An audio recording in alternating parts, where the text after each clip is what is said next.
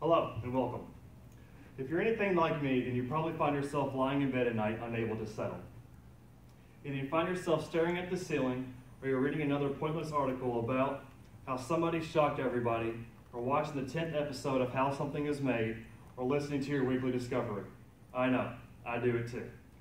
So you try rolling over and turning these things off, hoping that it will help you fall back asleep. But minutes later, you're back occupying your time until you become tired enough to fall asleep. A lot of times it's not until 2 or 3 in the morning. And if you're anything like me, then you're left feeling completely drained and unprepared for the next day. So what's going on with us? What does it make us that makes us night owls and not morning people? My diagnosis is that we suffer from a sleep disorder most commonly known as insomnia. However, since I'm not a doctor, even though I've been called one before, I can't give you a true diagnosis, but what I can do is over the next few minutes share with you what I have learned from my research on what insomnia is and some of its symptoms, a few of its causes, and a few ways to help treat it. Hopefully everybody is awake, and me talking about sleep won't cure your insomnia for today. The Mayo Clinic staff at mayoclinic.org, in its article on insomnia back on April 4th, 2014, best described insomnia as a persistent disorder that can make it hard to fall asleep, hard to stay asleep, or both, despite opportunities for adequate sleep. WebMD.com breaks insomnia down into 2 different types of insomnia. You have primary insomnia and secondary insomnia. Primary insomnia is insomnia that is directly associated with the other health conditions or problem. In other words, you have trouble sleeping because, well, you have trouble sleeping. Secondary insomnia is insomnia that can be caused by something else, such as a health condition like depression, anxiety, or pain, medication, or substances like drugs or alcohol. So this would be more along the lines of something that's contributing to your sleep, besides just not being able to sleep. But we will get into the causes a little bit more in a moment. Insomnia is also categorized into how long it lasts, acute or chronic.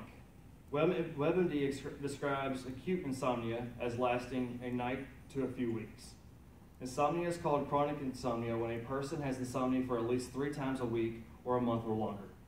Which is interesting because I always thought that in order to have insomnia, you had to suffer from it every night. But according to this, you can have nights of sleep, but will fall back into having sleepless nights. We all have nights that it's hard to fall asleep from time to time. Doesn't always mean we suffer from a sleep disorder like insomnia. It could be another disorder such as restless leg syndrome or sleep apnea. Each have their own list of symptoms to help decide which disorder you may have. The National Sleep Foundation, in their article on insomnia at sleepfoundation.org, share a list of common symptoms of insomnia. Besides the 2 that are described earlier, hard to fall asleep and hard to stay asleep, symptoms may include, but are not limited to, waking up too early in the morning, unrefreshing sleep, fatigue or low energy, irritability, feeling impulsive or aggression, difficulties at school or work, and difficulties in personal relationships, including family and friends. Now, as I go down the list, I notice some of you, if not all of you, mentally checking off a majority of the symptoms just listed. But don't worry, it's okay. I did the exact same thing. And because you established earlier that you guys are just like me, you are wanting to know what is causing your insomnia. There's a wide range of causes that could account for your trouble sleeping, but we're only going to take a look at a few of those. Now there are the ones that I think seem like the no-brainers when it comes to causes. Those would be your changes in your daily schedule, or such as a shift change or traveling into different time zone. Poor sleeping habits, which include irregular sleep schedule, stimulating activities, or using your bed for other things other than sleep. Obviously leads to trouble sleeping.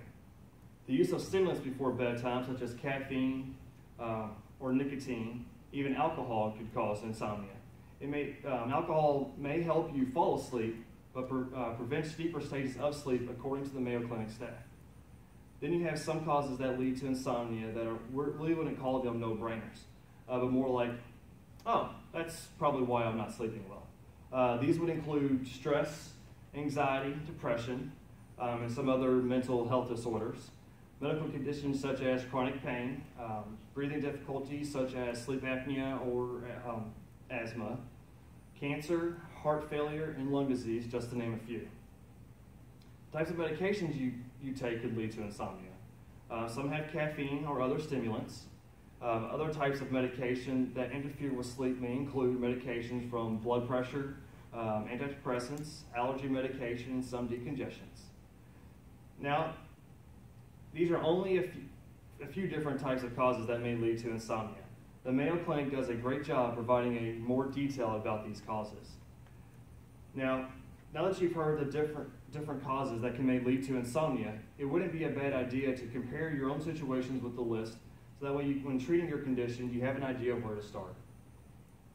To me, the easiest way to treat insomnia would be some kind of sleep medication.